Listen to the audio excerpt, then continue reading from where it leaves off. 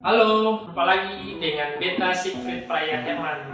Dalam video kali ini, Beta akan kasih tips makanan sehat buat teman-teman dong semua. Beta mau bilang untuk teman-teman, makanan sehat itu seperlu makanan yang mahal-mahal.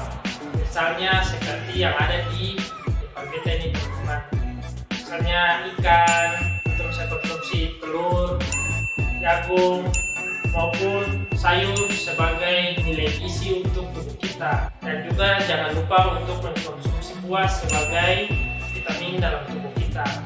Nah, ini saja tips singkat dari Beta buat teman-teman bagaimana memilih makanan sehat bagi teman-teman yang semua.